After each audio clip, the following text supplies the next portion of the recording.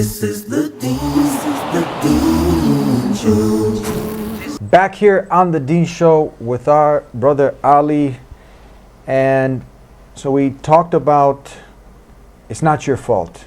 It's something, if the belief in God, this belief system becomes quantum physics, if it becomes something so convoluted, that's a red light, isn't it? I mean, it's, you know, the Bedouin in the desert, the truck driver, the carpenter, I mean, just your average layman who doesn't have much education, he just has maybe just common sense, and he can understand, look, believe in one God.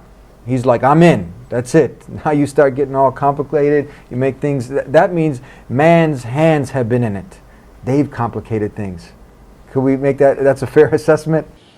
I would say it's a very fair assessment, and you can even see it in other, you can see it empirically from other religious traditions. I mean, you don't have very many converts to Hinduism, for instance. Mm-hmm. You know, they have thousands and thousands of gods. It's usually a cultural, something you're sort of born into. Yeah. But, you know, so a lot of the simple people in the world, they're not converting to these overly complicated religious traditions. You do have a lot of simple individuals converting to Christianity, but for the most part, they usually is because they don't understand even what a Trinity means.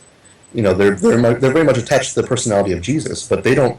If you gave them a book on the Trinity, they would completely lose any sense for what Christianity even stands for. Yeah.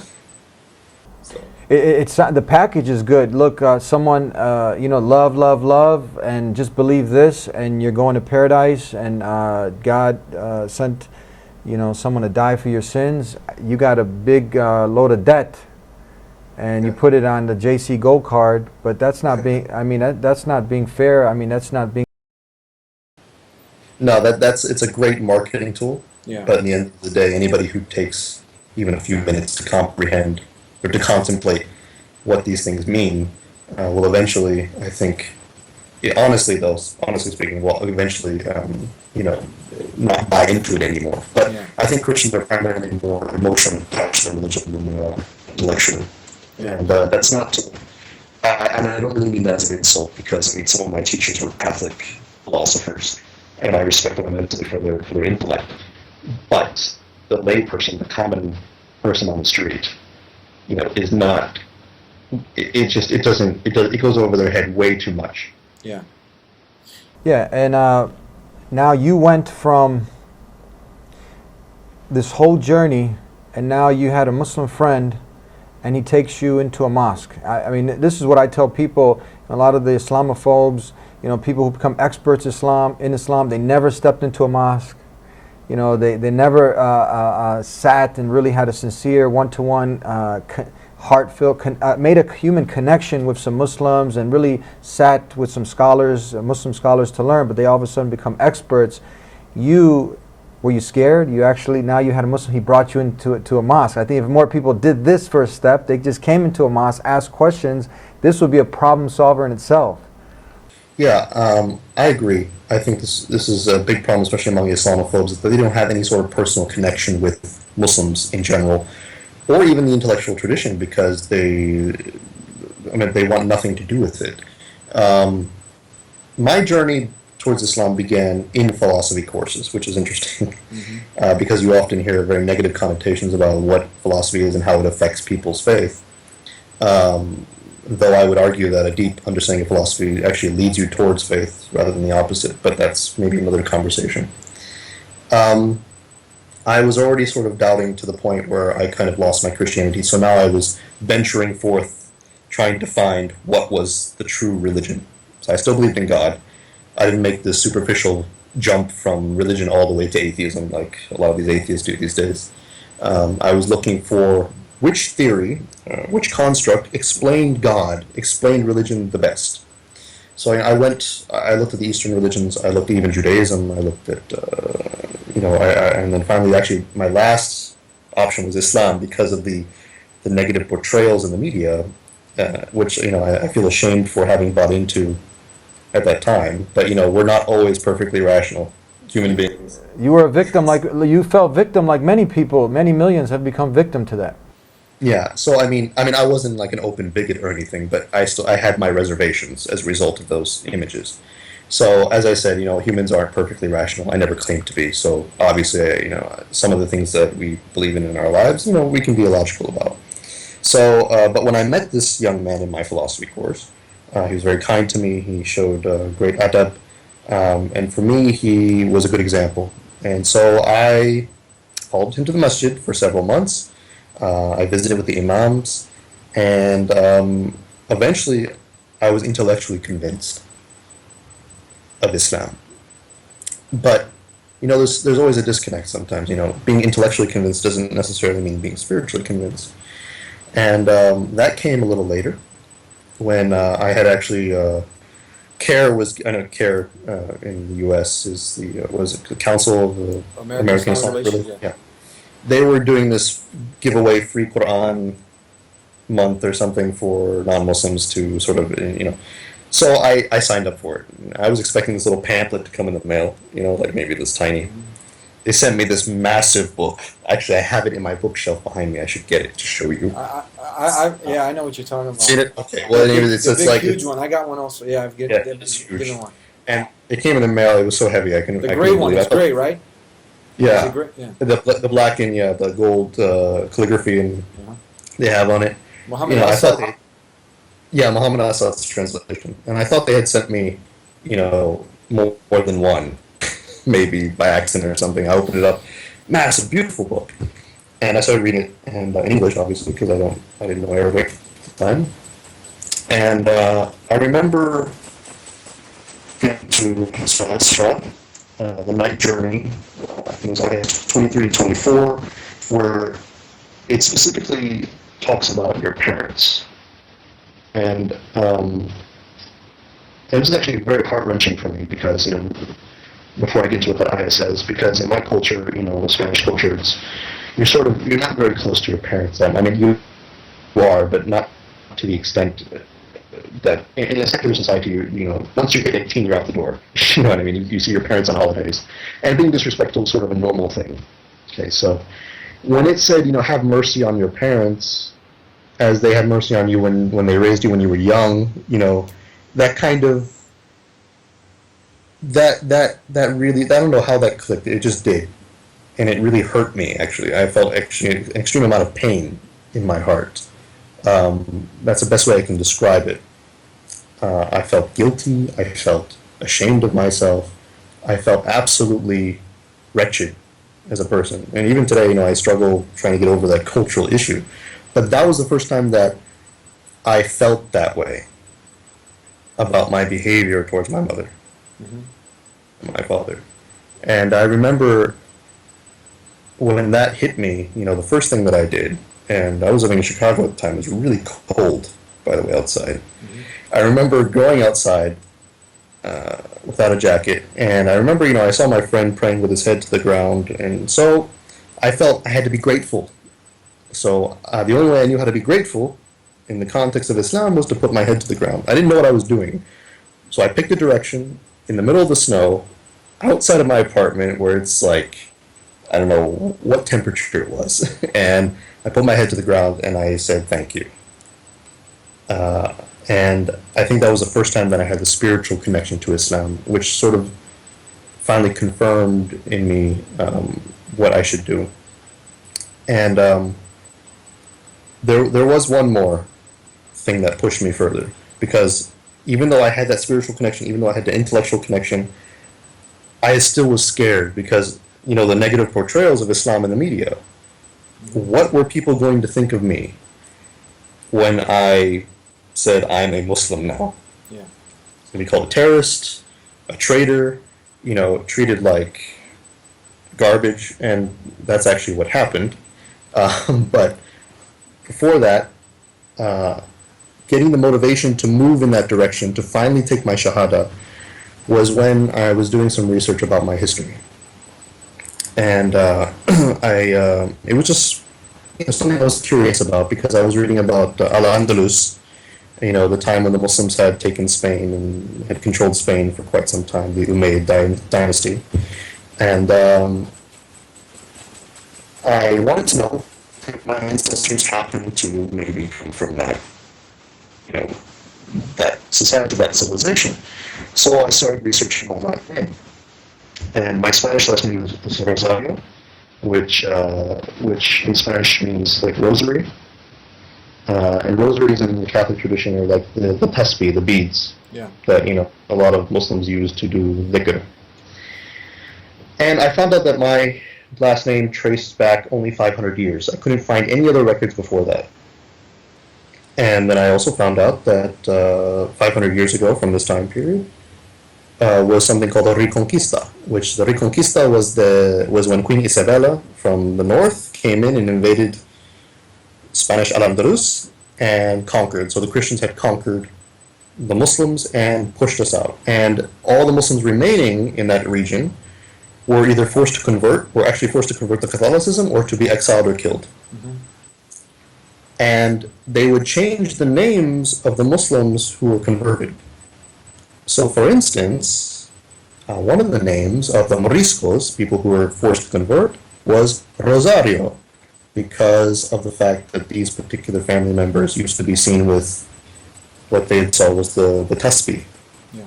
So I found out that my family had come from that period, that my ancestors could be traced back to the Moriscos, and in fact, my ancestors were in fact Muslims.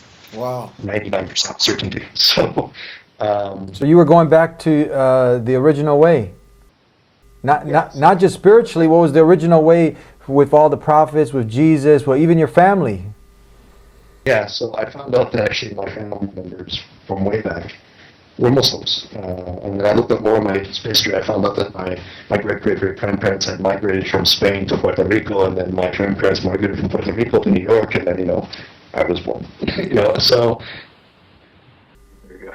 Very deep. We got a couple, we're almost out of time, a couple more questions. Can you tell me, you had a dialogue with the imam who in the masjid, and he had an argument, something that you had said was very profound, something about if God needed something about, how did that argument go about the sacrifice or crucifixion? What was it? How was it? It was very profound. It was very deep.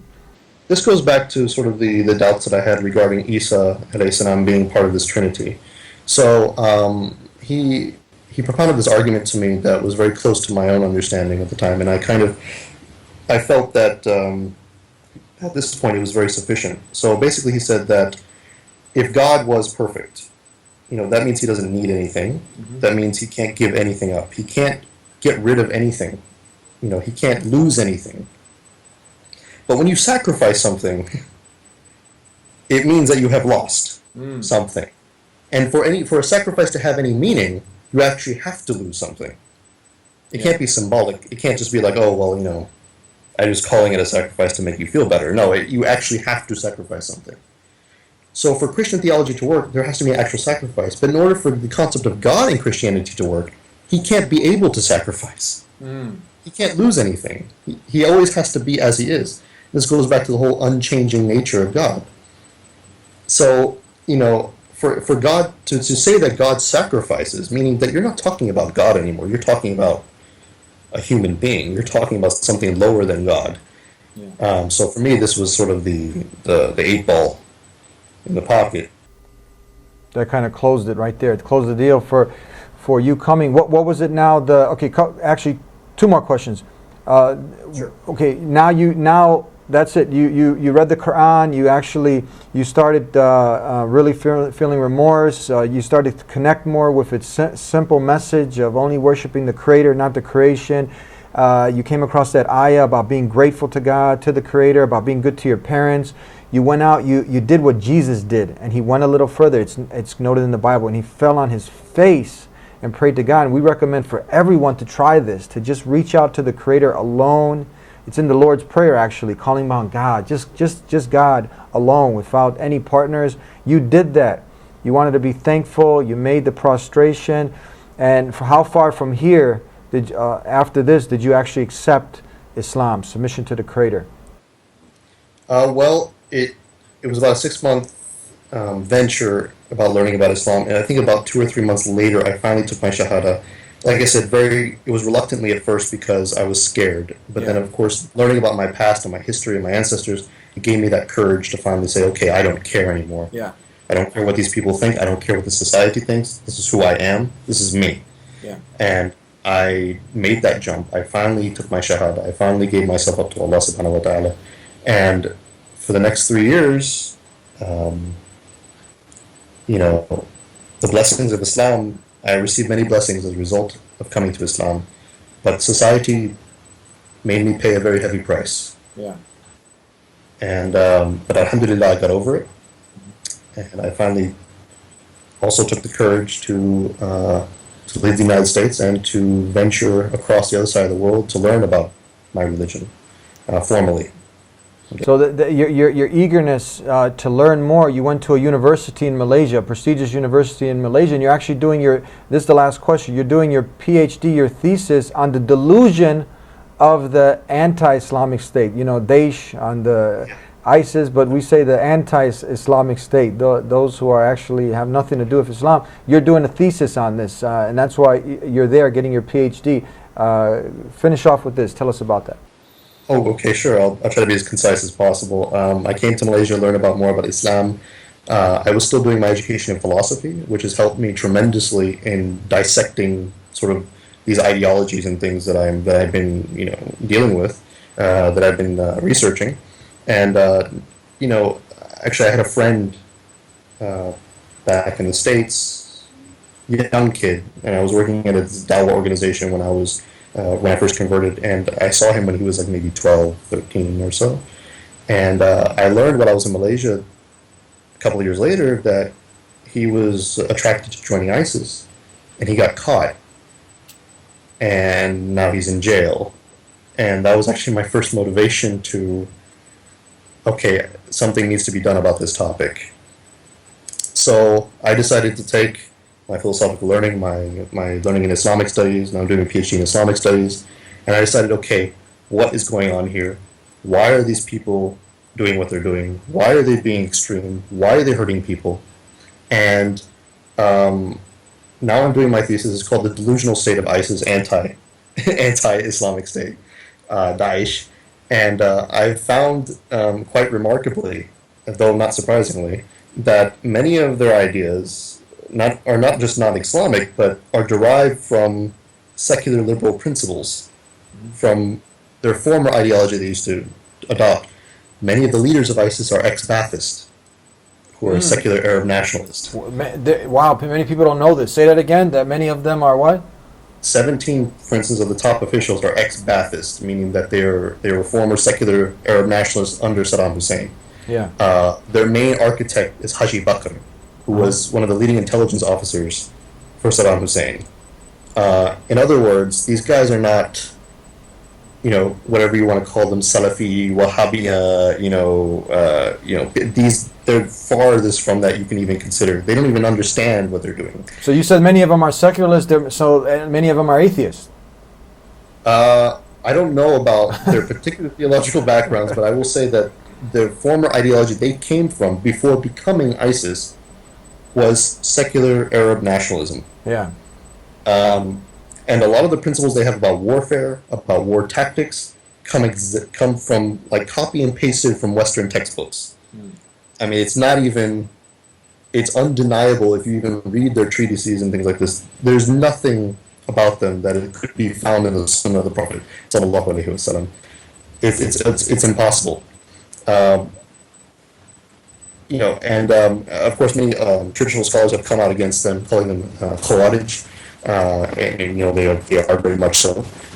But that ideology that they use to perpetuate these atrocities has absolutely zero to do with Islam. And I'm not even saying that to protect Islam. That's not my motivation. You literally research the way they think and what they write about, and you can find it in Western textbooks, word for word, in many respects. Uh-huh.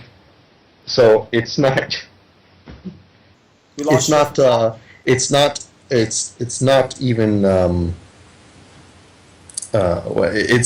debatable. Yeah. In a sense, for instance, if you look at their war tactics, and I'm just making one example. I know you don't have much time. One example is that their understanding of retaliation when they say that, oh, they kill our civilians so we can kill their civilians.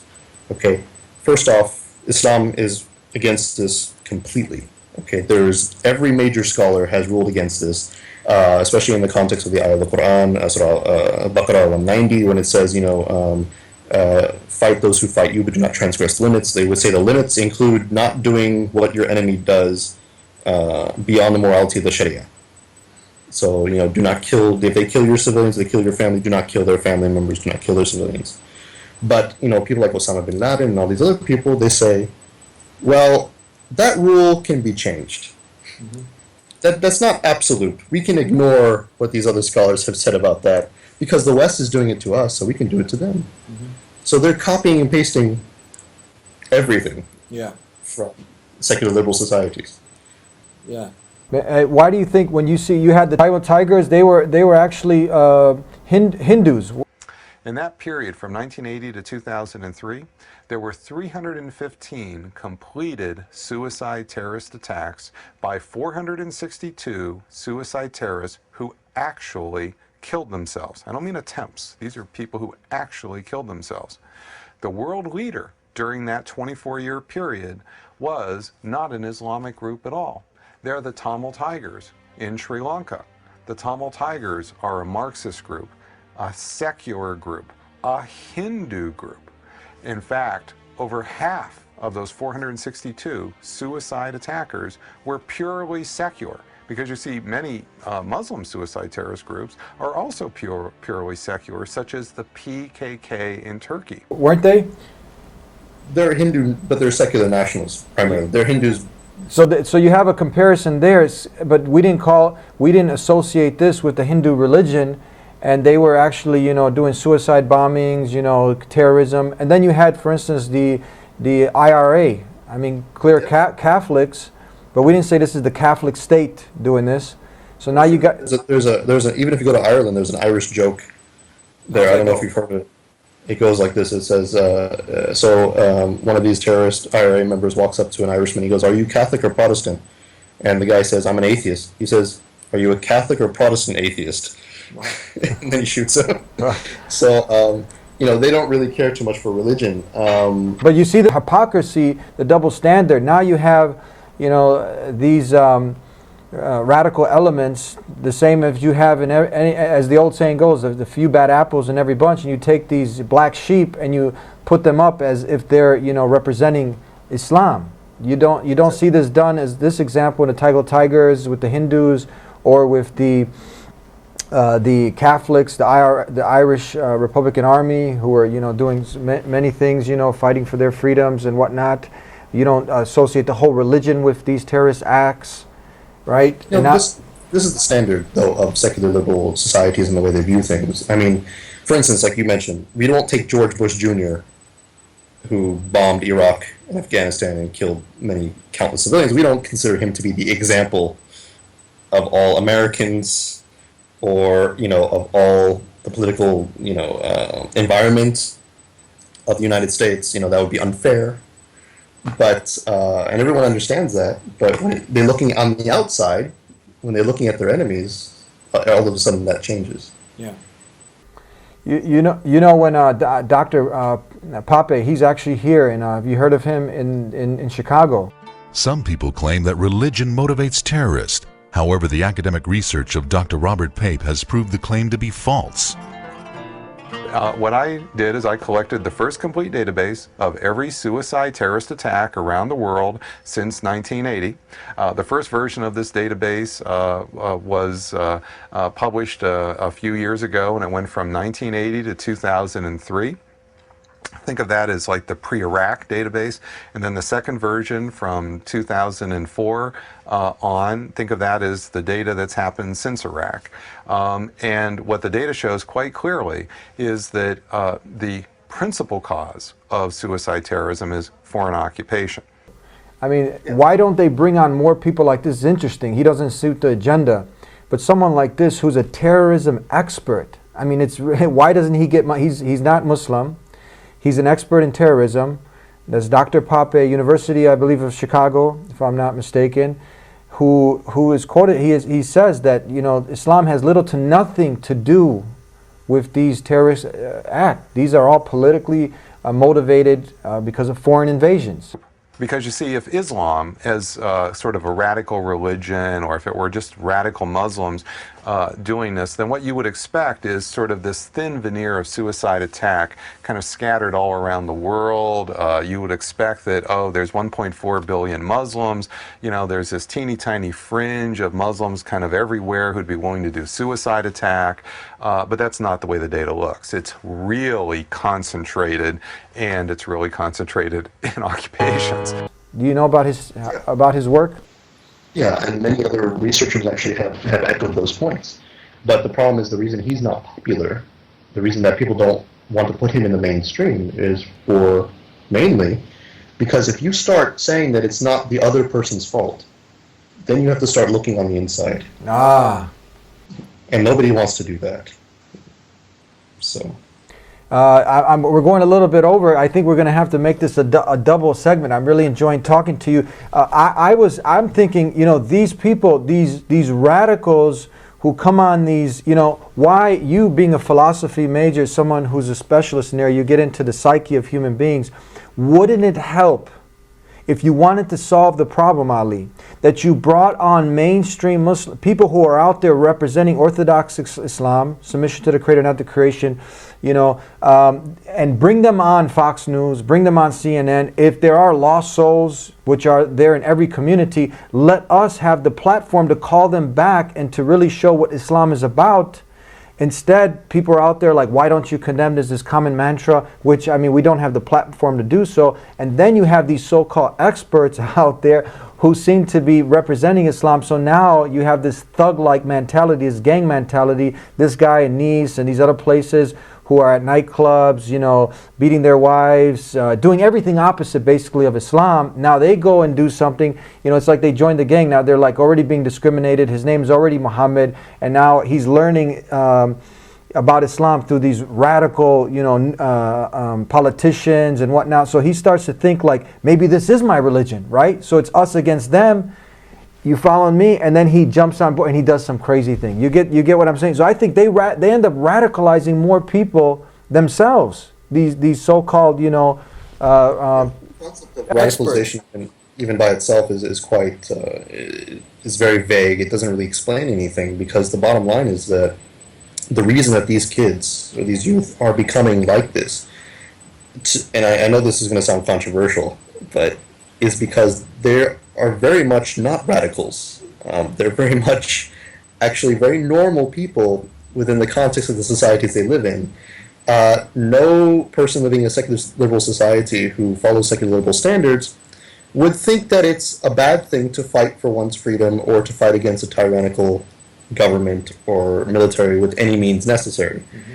They only don't like it when they're the oppressors and the rebels on the other side. Now, this doesn't, of course, excuse killing civilians. Obviously, this is horribly wrong.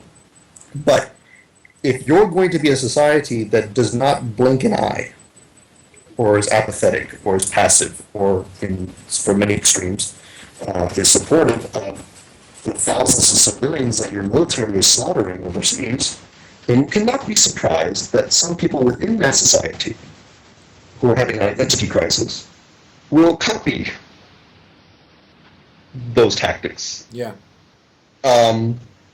So the reason they won't bring on the mainstream, and I mentioned this earlier, is because it would cause them to have to do a bit of introspection, which for many human beings, whether individualistically or as a society, is almost an impossibility.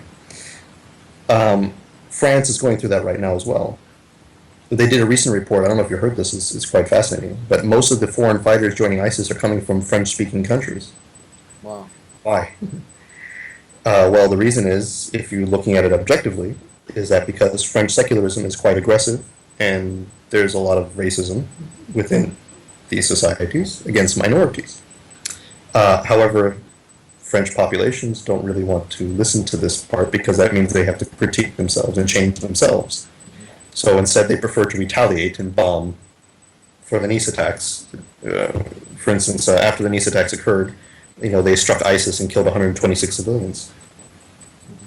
So this is a perpetual cycle, because because it's a society that's sort of promoting, not promoting, but provoking these reactions in many ways. I'm not saying that the innocent people on the street have nothing to do with what's going on. I'm talking about just the governments and the militaries, the people in power.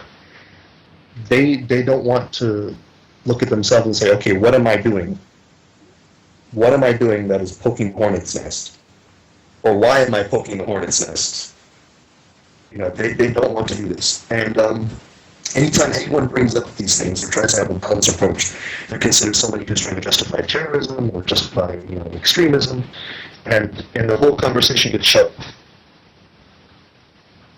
But my simple answer to this is this. If you want extremism to stop, you need to stop extremism at home. And I'm not talking about your neighbor who wears a hijab. Mm-hmm. I'm talking about the policies that your governments are perpetuating across the world.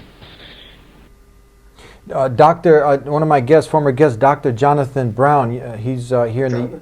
Yes, Professor Jonathan Brown from, I believe, Georgetown University. He really talks about this a lot. They hear so much about Muslims and violence, ISIS and all this stuff. You look at the number of people ISIS, I don't like ISIS, okay? I don't support ISIS. You know, there's lots of things they do that are absolutely unacceptable. But if you look at the number of people, let's say, that the Egyptian government now has in prison, number of people that the Egyptian government killed since the coup of 2013, I mean, you're talking about thousands and thousands of civilians. You know, maybe dozens of thousands of people are in prison, wrongly being tortured and raped in prison. I mean, what's the difference between that and ISIS, really? I mean, you know, you're talking about governments or organizations that kill thousands of innocent people, imprison or torture thousands of innocent people. But no one thinks about, you know, all they hear is how bad ISIS. They don't think about other things that, you know, so that they are convinced that somehow Islam leads to these evils. But there's exactly the same number of evils or amount of evil being done by something that's absolutely that's not justified by Islam at all, or not even attempting to justify itself. So I think this is, you know, ISIS exists because the United States invaded Iraq and destroyed all the institutions of that country and left it a complete mess. That's a fact. Okay. ISIS doesn't exist because of Islam, because Islam was in Iraq before 2003, and there was no Sunni extremists, there was no Sunni terrorism, there was no ISIS before 2003. This emerged in Iraq because of the United States invasion. That's what caused ISIS. Islam didn't cause ISIS. But if you look at the U.S. media, it's obsessed with getting people to talk about, is Islam the cause of ISIS? Is ISIS because of Islam? Why does it do that? Because the function of media and government is to prevent people from actually, in this case, prevent them from actually reflecting on the actual causes of this phenomenon, which is United States unjust warmongering. Because if people sat there and said, wait a second, we got talked into invading this country, it was a total disaster, now we have this ISIS business, then they might say, maybe we shouldn't go and invade countries the next time we're asked by our government to support a war. That's not what the kind of power elite or the military media industrial complex wants. They don't want people thinking like that. So they have to sit and place the focus on some other cause. Oh, this is because of Islam. They don't want Americans actually thinking about what really causes these things. So when I tell, you know, Muslims or even non-Muslims about this is, don't be bamboozled by what you see on TV. It's very simple. I mean, I know it's obvious, but just because people say stuff a lot on TV doesn't make it true. And also I had another professor from Loyola, Professor Omar, and they talk about how ISIS, these extreme radical groups, they didn't even exist before many of these, they didn't even exist at one time. This is usually, right, this happened as a consequence of the unjust wars, the warmongering, and you know, this is a result of that. Obviously, Islam doesn't condone killing of innocent men, women, and children, but these are the consequences of that. Exactly, and you know, Fox News is not going to explain it like this. You know, they may say, oh yeah, we made a mistake in Iraq, but they kind of just act like it was a bad joke. They don't have any sort of real remorse that should be there. They don't want any real change in this respect. And you're right. You're right. Everyone who has looked at this objectively says yes. If it had not been for the Iraq War, ISIS would not be here. But these so-called experts in the mainstream are saying, well, no, they just opened the Quran one day and all of a sudden they want to kill people.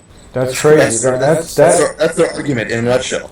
Oh, they read the Quran and now they want to kill people. It's like, what? I recommend our brother. He's got a great book because I often say Yahya Emerek.